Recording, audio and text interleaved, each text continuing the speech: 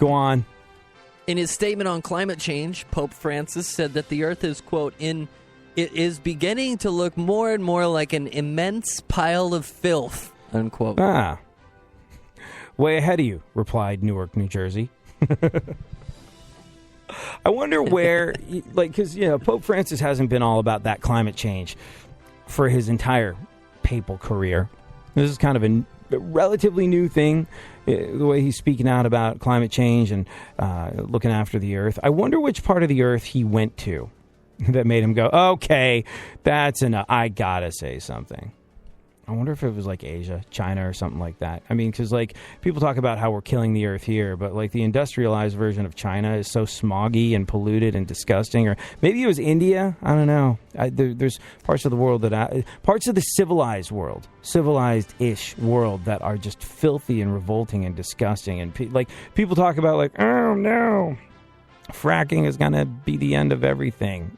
Yeah, go to India. And get back to me about fracking will seem like a delicate cooing child on the grand scale of what's ruining Mother Earth when you see people actually being like, I need to take a crap. Let me just drop trow into it right here in the middle of the street. Oh, and by the way, it's India, so we're all eating Indian food. It's disgusting over there. One of the most beautiful countries in the world, and one of the most incredibly enlightened countries in the world in a lot of ways, too. Did you know in India, dolphins have been classified as non-human people? Dolphins have been, the scientific community is way, way ahead of the curve in India. And they have done a lot of research and tests on dolphins, and they have determined, in their infinite India wisdom, that dolphins are as valid as human beings, based on their levels of intelligence and the way they communicate with one another and their scope of emotions. You know that line from the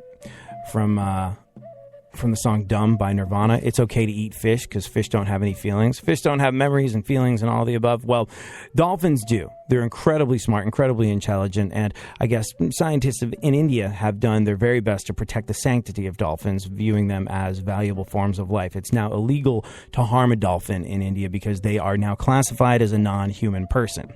Now, if you're a gay human being, they'll stone you in the street, but if you're a dolphin, you're in good shape. It's weird. In India, it's better to be a dolphin than it is to be homosexual.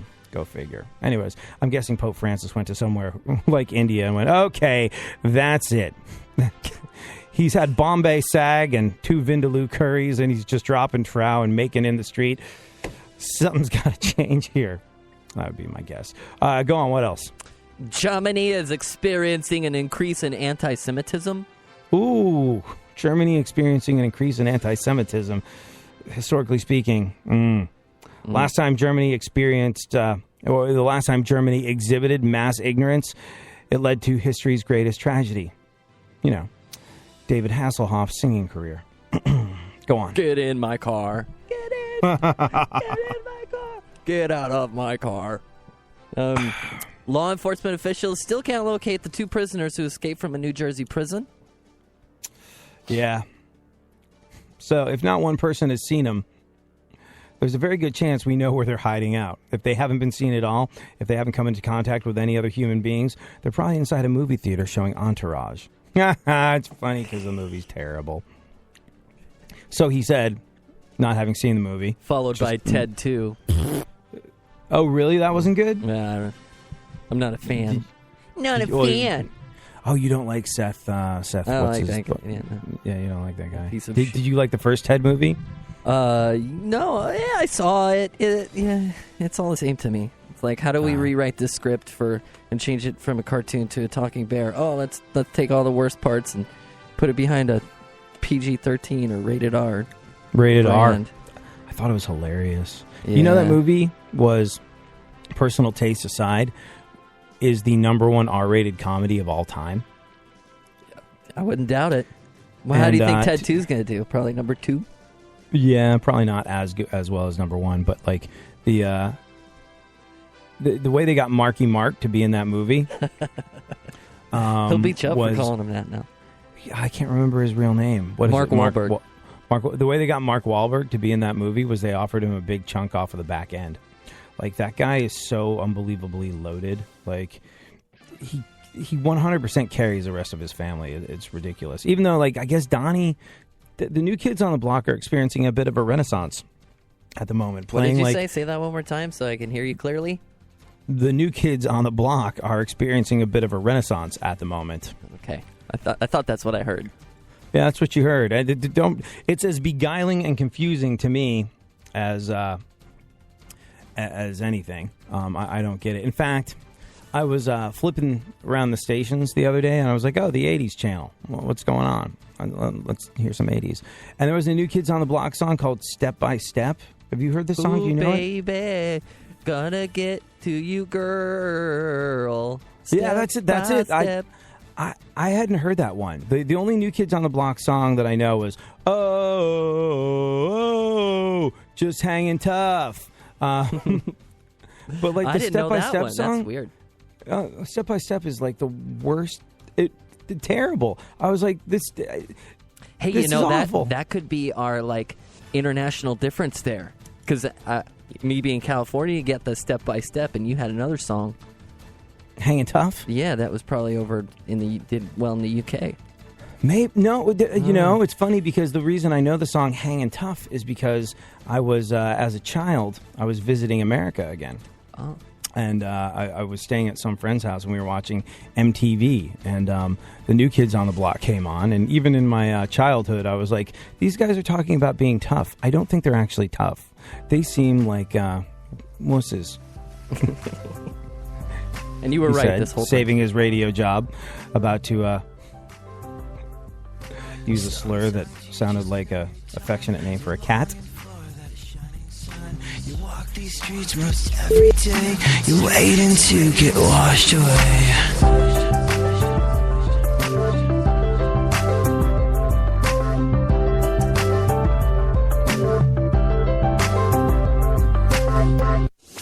iHeartRadio shines the spotlight on Elton John.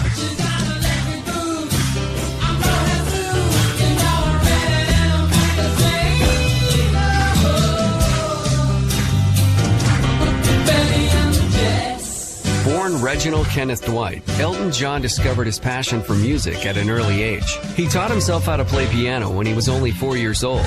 John soon proved to be a great talent, winning a scholarship to a youth program at the Royal Academy of Music in London. In 1967, John answered an ad for a songwriter for Liberty Records. He got the job and soon teamed up with lyricist Bernie Taupin.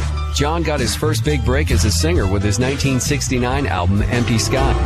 Down on Western Ford Gateway, that's a place where the dead say that a man is no more than his fair share of days.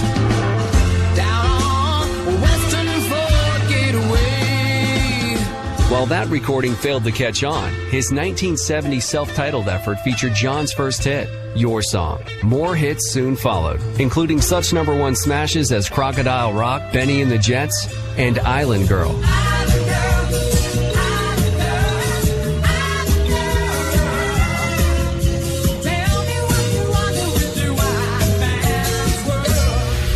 Keep listening to iHeartRadio for more Elton John and all your favorite artists. iHeartRadio goes one-on-one with Mike Rutherford to discuss why he enjoys collaborating. It's a real pleasure to co-write with people. I can't write on my own, so I need other people around me. I enjoy that process. I mean, the whole thing about being in a band is you're doing something you couldn't do on your own. That's why you do it, really.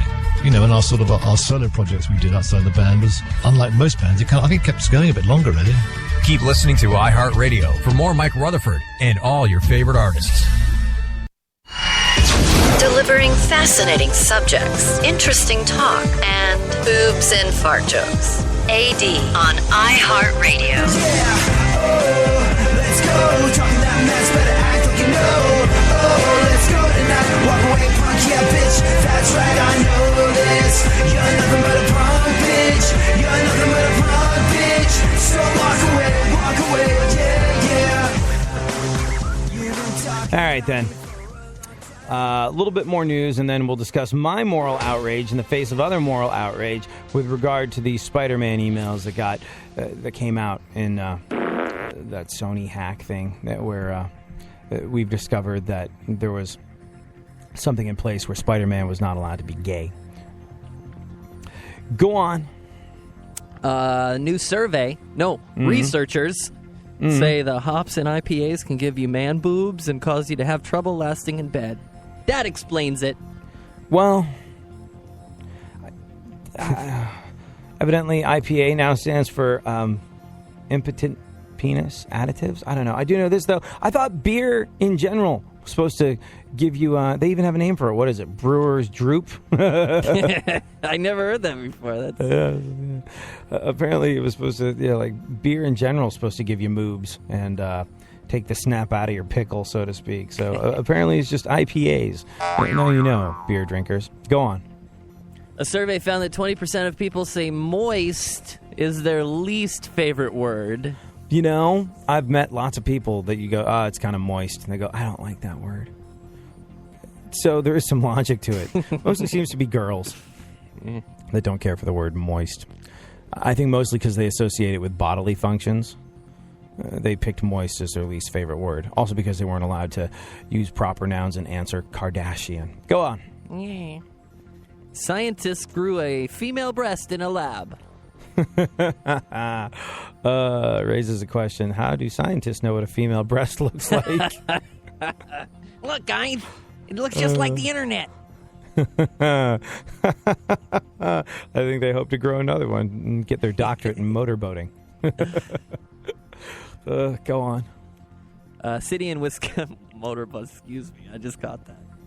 A doctorate in motorboating? Yeah. That was a thinker. That's a good one that makes you laugh on the way home in the car. Leave that alone there. A city in Wisconsin has ruled that service animals should include only dogs and horses after a woman took a baby kangaroo into a McDonald's. You know, you can have all kinds of service animals. Like, you can have a service dog. You can have a service dolphin? Well, I guess if you're in the water. You can have a service snake. There's a guy. It's funny because there's a guy. I was talking to someone that worked for an airline once that said they had to deal with someone that had a service snake on a plane. And it was very uncomfortable for all concerned. I would have freaked the hell out, man. I really would have, because I'm scared. Like, you wouldn't believe snakes. I actually have a legit phobia of them. But apparently this guy gets, nervousness and panic attacks and anxiety. And when he starts to have a panic attack, he allows the snake, or the snake knows, and constricts around him. And this kind of like helps him stop having a panic attack. It like regulates his breathing. I was like, yeah, or stops his breathing. Slowly tries to eat human. Yeah, it's the craziest thing I have ever heard. And this guy is like, no, my snake's giving me a hug, and it helps me with my panic attacks. And that is legally allowable, except for now in this city in Wisconsin, who ruled that service animals should include only dogs and horses after a woman took a baby kangaroo into a McDonald's. Sounds like she was stretching things a little bit, but honestly, what was she supposed to do? The baby kangaroo wanted a hoppy meal. Yeah. A lot of build-up, not much payoff.